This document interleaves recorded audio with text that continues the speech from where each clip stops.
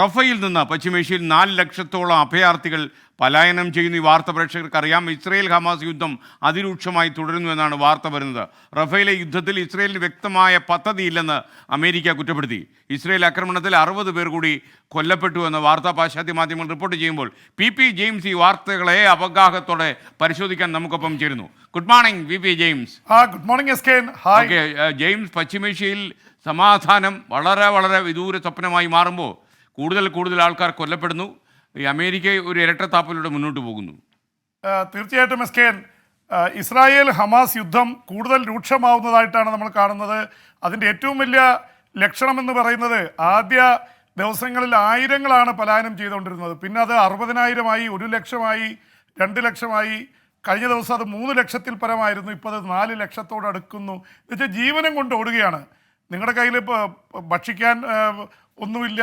കുട്ടികൾ അതുപോലെ തന്നെ കാൽനടയായിട്ട് ഓടി രക്ഷപ്പെടണം, പലായനം ചെയ്യുകയാണ്. വടക്കൻ ഗസയിൽ നിന്ന് തുടങ്ങിയതാണ്. അവിടെ നിന്ന് തെക്കൻ ഗസയിൽ പോയി അവിടെ ഖാൻ യൂണിസ് അടക്കമുള്ള സ്ഥലത്ത് കിടന്ന പല സ്ഥലങ്ങളിൽ നിന്നുള്ളവരാണ് ഏറ്റവും അവസാന അഭയ കേന്ദ്രം, ഒരു സാങ്ച്വറി എന്ന് വേണമെങ്കിൽ പറയാം, സംരക്ഷണ കേന്ദ്രമായി കരുതിയതാണ് റഫ. റഫയിൽ മാത്രം ആക്രമണമില്ല എന്നുള്ളതായിരുന്നു. പക്ഷേ ഈ ദിവസങ്ങളിലായി റഫയിലാണ് ആക്രമണം. കാരണം അവർ പറയുന്നത്, ഇസ്രായേൽ പറയുന്നത്, ഹമാസ് ഇപ്പോൾ തമ്പടിച്ചിരിക്കുന്നത് റഫയിലാണ്. റഫ ആക്രമിച്ചാൽ ഹമാസിനെ പിടികൂടാൻ കഴിയും. എന്തൊരു വിഡിത്തമാണ് എസ്കേൻ. പ്രത്യേകിച്ച് 13-14 ലക്ഷം പേര് ടെൻറ്റ് കെട്ടി താമസിക്കുന്ന അഭയാർത്ഥികൾ താമസിക്കുന്നതിൻ്റെ ഉള്ളിൽ ഹമാസ് ഉണ്ടെന്നും ഹമാസിനെ പിടികൂടാൻ പറ്റുമെന്നും ഇസ്രായേൽ പറയുന്നതിൻ്റെ തന്നെ ഒരു വ്യർത്ഥമായിട്ടുള്ളൊരു ഇതാണ്. എന്ന് മാത്രമല്ല എസ്കേൻ, വടക്കൻ ഗസയിൽ ആദ്യം ഇവർ യുദ്ധം ചെയ്ത് അവിടുത്തെ ഓപ്പറേഷൻ അവസാനിപ്പിക്കുമ്പോൾ പറഞ്ഞൊരു കാര്യം, വടക്കൻ ഗസയിൽ ഇനി ഹമാസ് ഇല്ല, അവിടെ ഞങ്ങൾ എല്ലാം തീർത്ത് വാരിയിരിക്കുന്നതെന്നാണ്. ഇപ്പോൾ വടക്കൻ ഗസയിൽ ആക്രമണം നടത്തിക്കൊണ്ട് ജബാലിയ ക്യാമ്പിലേക്ക് ഇസ്രായേൽ ടാങ്കുകൾ ഇരച്ചു കയറുന്നതിൻ്റെ ദൃശ്യങ്ങളാണ് ഞാൻ ഇന്ന് രാവിലെ കണ്ടത്. അപ്പോൾ ജബാലിയ ക്യാമ്പിൽ, അത് വടക്കൻ ഗസയിലാണ്. വടക്കൻ ഗസ എല്ലാം ക്ലിയർ ആയതെന്ന് പറഞ്ഞാൽ അവർ പറയുന്നു ഹമാസ് ഇപ്പോൾ റീഅസംബിൾ ചെയ്തിരിക്കുന്നു. ഇവർ എത്ര ശ്രമിച്ചിട്ടും 30,000-40,000 വരുന്ന ഹമാസിൻ്റെ ഒരു ചെറിയ ശതമാനത്തെ മാത്രമേ അവർക്ക് തൊടാൻ കഴിഞ്ഞിട്ടുള്ളൂ. 1000 ഹമാസുകാർ തുർക്കിയിൽ ചികിത്സയിലുണ്ട് എന്ന വാർത്ത വരുന്നുണ്ട്. എന്തായാലും ഹമാസ് ടണലുകളിൽ, തുരങ്കങ്ങളിൽ നിന്ന് ഒളിയുദ്ധം നടത്തിക്കൊണ്ടിരിക്കുകയാണ്. 7 മാസം കഴിഞ്ഞിട്ടും ഇസ്രായേലിന് അവരെ വലിയ കാര്യമായിട്ട് സ്പർശിക്കാൻ കഴിയുന്നില്ല എന്നുള്ളത് തന്നെ ഈ യുദ്ധം വിചാരിച്ച പോലെ മുന്നോട്ട് പോകുന്നില്ല എന്ന് തന്നെയാണ്. അതുകൊണ്ടാണ് അമേരിക്ക കൃത്യമായി രംഗത്ത് വന്നിരിക്കുന്നത്. അമേരിക്ക പറഞ്ഞു, നിങ്ങൾ റഫയിൽ ഈ ഒരു വൻ ആക്രമണത്തിന് തയ്യാറെടുക്കുമ്പോൾ നിങ്ങൾക്ക് എന്താണ് പദ്ധതിയുള്ളത്? ഒരു പദ്ധതിയും ഇല്ലാന്ന് നിങ്ങളോട് സംസാരിച്ചപ്പോൾ മനസ്സിലായി. വടക്കൻ ഗസയിൽ എല്ലാം ക്ലിയർ ചെയ്തു എന്ന് പറഞ്ഞ് അവിടെ വീണ്ടും ഹമാസ് റീഅസംബിൾ ചെയ്തിരിക്കുന്നു. അപ്പോൾ ഹമാസിനെ തോൽപ്പിക്കാൻ അത്ര എളുപ്പമല്ല. അതുകൊണ്ട് ഹമാസ് മുഴുവൻ കീഴടങ്ങിയിട്ട് ഞങ്ങൾ വിജയം വരിക്കുമെന്ന് ഇസ്രായേൽ പ്രധാനമന്ത്രി ബെഞ്ചമിൻ നെതന്യാഹു പറയുന്നതിൽ അർത്ഥമില്ലെന്നാണ് അമേരിക്ക വെട്ടിത്തുറന്ന് പറഞ്ഞത്. കഴിഞ്ഞ ഒരു 10 വർഷത്തിനുള്ള എസ്കേൻ ഇസ്രായേലും അമേരിക്കയുമായിട്ടുള്ള ബന്ധം ഇത്ര വഷളായ സമയമില്ല. അമേരിക്കയുടെ ഇരട്ടത്താപ്പ് കൂടിയാണ്. ഒരു ഭാഗത്ത് UN ഇസ്രായേലിനെ പിന്തുണയ്ക്കുന്നു, മറുഭാഗത്ത് ജോ ബൈഡനെ സംബന്ധിച്ചൊരു ഇലക്ഷൻ വർഷമാണ്. അമേരിക്കയിൽ വലിയ രീതിയിലുള്ള പിന്തുണ, പാലസ്തീൻ അനുകൂല പിന്തുണയുണ്ടാവുന്നു. ഇസ്രായേലിന് അവിടെ അടി കിട്ടുന്നു. ഇലക്ഷനിൽ ജോ ബൈഡനെ സംബന്ധിച്ചിടത്തോളം ഡെമോക്രാറ്റുകൾ എടുക്കുന്ന നിലപാട് വളരെ നിർണായകമാണ്. പലരും ഇതിനോട് ഉപയോഗിച്ചിരിക്കുന്നു. അതുകൊണ്ട് അമേരിക്ക വ്യത്യസ്തമായ നിലപാടെടുക്കണം എന്നുള്ള തരത്തിലേക്ക് ഈ വാദങ്ങൾ വന്നിട്ടുണ്ട് എസ്കേൻ.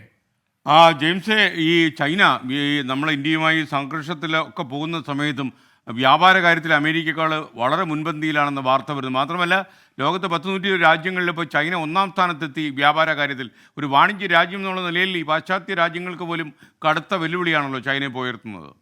തീർച്ചയായിട്ടും എസ്കേൻ, ഇന്ത്യയും ചൈനയും തമ്മിൽ നമുക്കറിയാം 2020 മുതൽ മുഖാമുഖം നിൽക്കുകയാണ്. ഇപ്പോൾ നേരത്തെ ലക്ഷക്കണക്കിന് മറ്റേ സോൾജേഴ്സാണ്, സൈനികരാണ് മുഖാമുഖം നിന്നിരുന്നത്. ഇപ്പോൾ 60,000 വീതം 2 ഭാഗത്തായിട്ട് ഇന്ത്യ ചൈന അതിർത്തിയിൽ 3348 കിലോമീറ്റർ വരുന്ന അതിർത്തിയിൽ കാവൽ നിൽക്കുകയാണ്. പരസ്പരം സംഘർഷമാണ്. അതിന് നടുവിലാണ് നമ്മൾ പറഞ്ഞത് ഇനി ചൈനയുമായി ബിസിനസ് ഇല്ല, നമ്മൾ പല ചൈനീസ് ആപ്പുകൾ നിരോധിക്കുന്നു. പക്ഷേ ഇതിലൊന്നും വലിയ കഥയില്ല എന്ന് വ്യക്തമാവുന്ന എസ്കേൻ. പ്രത്യേകിച്ച് 2021 ആണ് ചൈനയുമായിട്ട്, 21 വരെ ചൈനയുമായിട്ട് നമ്മുടെ ബിഗസ്റ്റ് പാർട്ട്ണറായിരുന്നു ചൈന വ്യാപാരത്തിൽ. പിന്നീട് നമ്മളത് വേണ്ടെന്ന് വെക്കുകയും 2023-22 ഇതിൽ അമേരിക്കയായിരുന്നു നമ്മുടെ ഏറ്റവും വലിയ വ്യാപാര ബന്ധു അല്ലെങ്കിൽ വ്യാപാര ബന്ധം. പക്ഷേ അമേരിക്കയെ മറികടന്ന് ഇപ്പോൾ ഇതാ ഈ മണിക്കൂറുകളിൽ ചൈന ഒന്നാമതെത്തിയിരിക്കുന്നു ഇന്ത്യയുമായിട്ടുള്ള വ്യാപാരത്തിൽ. അതിൽ $118 ബില്യൺ എന്നുവെച്ചാൽ ഏതാണ്ട് 11,800 കോടി ഇൻറ്റു 84 കൂട്ടേണ്ടി വരും. അപ്പോൾ ലക്ഷക്കണക്കിന് കോടിയുടെ ബിസിനസ്സാണ് കഴിഞ്ഞ ഒരു വർഷം അമേരിക്കയെ ഇപ്പോൾ കടത്തിവെട്ടി ചൈന ചെയ്യുന്നത്. അമേരിക്ക ഏതാണ്ട് 118 ബില്യൻ്റെ ബിസിനസ് ചെയ്യുന്നുണ്ട്, ഇറക്കുമതി ചെയ്യുന്നുണ്ട് ഇന്ത്യയിലേക്ക്. പക്ഷേ ഇന്ത്യയുടെ വിന എന്ന് പറയുന്ന SKN ചൈനയിലേക്ക് ഇന്ത്യ അയക്കുന്നത് ഏതാണ്ട് 16 ബില്യനേ ഉള്ളൂ.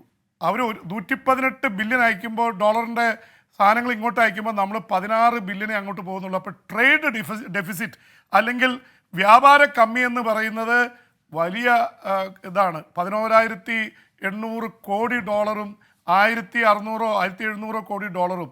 അപ്പോൾ അവിടുന്ന് അവർ പ്രധാനമായിട്ട് നമ്മുടെ ഇവിടുത്തെ മൊബൈൽ ഫോണുകൾ, ലാപ്ടോപ്പ്, ടെലികമ്മ്യൂണിക്കേഷൻ ഉപകരണങ്ങൾ, ഫാമസ്യൂട്ടിക്കലിൻ്റെ കമ്പോണൻസ് അടക്കമുള്ള ഒക്കെ വരുന്നത് ചൈനയിൽ നിന്നാണ്. 70-80% ലിത്തിയം ബാറ്ററി, ഈ നമ്മുടെ മൊബൈൽ ഉപയോഗിക്കുന്ന അടക്കമുള്ള എല്ലാം ചൈനയിൽ നിന്നാണ്. ചൈന ഒരു പിടി പിടിച്ചാൽ നമ്മുടെ അവസ്ഥ മോശമാവും. അപ്പോൾ അതുകൊണ്ട് അതൊരു ട്രേഡ് ഡെഫിസിറ്റ്. റഷ്യയിൽ നിന്ന് 952% ഇമ്പോർട്ട് കൂടിയിരിക്കുന്നത്. പക്ഷേ നമ്മുടെ എക്സ്പോർട്ട് 78% കൂടിയിട്ടുള്ളൂ. അപ്പോൾ റഷ്യയും ചൈനയും വ്യാപാര കമ്മി ഇന്ത്യയുമായിട്ട് ഉണ്ടാക്കി വെച്ചിരിക്കുന്നു. പക്ഷേ സൗദി അറേബ്യ അടക്കമുള്ള രാജ്യങ്ങളിൽ നമ്മൾ ബാലൻസ്ഡ് ആണ്. എന്തായാലും ഇത് വല്ലാത്ത തരത്തിൽ അപ്പോൾ സംഘർഷത്തിന് നടുവിലും ഇന്ത്യക്ക് ചൈനയെ എതിയാൻ വേണ്ടി വരുന്നതെന്ന് മാത്രമല്ല, ചൈനയുടെ ശത്രുക്കളായിട്ട് കിടക്കുന്ന അയൽ രാജ്യങ്ങൾ ഫിലിപ്പീൻസ്, ജപ്പാൻ എല്ലാവരുടെയും 1-ാം നമ്പർ ട്രേഡ് പാർട്ട്ണർ ഇപ്പോഴും ചൈന തന്നെയാണ്. ചൈനയുടെ ഈ സപ്ലൈ ചെയിനെ തകർക്കാൻ കഴിയുന്നില്ല ഒരു രാജ്യത്തിനും. ചൈന ഇപ്പോഴും മുന്നോട്ട് പോകുന്നു എന്ന വാർത്ത തന്നെയാണ് വരുന്നത്. 120 രാജ്യങ്ങളിൽ ഇപ്പോഴും ചൈനയാണ് 1-ാം നമ്പർ പാർട്ട്ണർ. ഇന്ത്യയുടെയും 1-ാം നമ്പർ പാർട്ട്ണറായി ചൈന മാറിയിരിക്കുന്നു. അപ്പോൾ നമ്മൾ തമ്മിൽ അടിയാണെന്ന് പറയുന്നതിൽ ഈ ബിസിനസിൻ്റെ കാര്യത്തിൽ ഒരു വ്യത്യാസമില്ല. SKN PP ജെയിംസ് വിജയൻ പറയുന്നു, PP ഇന്നലെ വാർത്ത പറഞ്ഞ ചേച്ചിമാർ കുറേ നേരം നിർത്തി. SK PP എണ്ണനെ ഒരു കാരണവശാലും നിർത്തി ബുദ്ധിമുട്ടിക്കരുതെന്നാണ് നമ്മുടെ വിജയൻ പറയുന്നത്. SKN അതിൻ്റെ ഇടയിൽ ഒരു വളരെ പ്രധാനപ്പെട്ട വാർത്ത വന്നിരുന്നു. ഓക്കെ, എനിക്ക് മനസ്സിലാവും. അത് വിജയൻ അണ്ണനെ മനസ്സിലാവാഞ്ഞതാണ്. ഇനി PP ജെയിംസ് ഇനി നാളെ കാണാം. വിദേശ വാർത്തകളുമായി PP ജെയിംസ് നാളെ എത്തും. ഇതിനിടയിൽ ഇന്ത്യക്കാരനായ UN സ്റ്റാഫ് അംഗം ഗസയിൽ കൊല്ലപ്പെട്ടു എന്ന വാർത്ത വരുന്നു. ഉദ്യോഗസ്ഥൻ സഞ്ചരിച്ച വാഹനത്തിന് നേരെ റഫേൽ ആക്രമണം ഉണ്ടാവുകയായിരുന്നു. മരിച്ചയാളുടെ വിവരങ്ങൾ പുറത്തുവിട്ടിട്ടില്ല. മുൻ ആർമി ഉദ്യോഗസ്ഥനാണെന്നാണ് നമുക്ക് ലഭിക്കുന്ന സൂചന. സങ്കടകരം.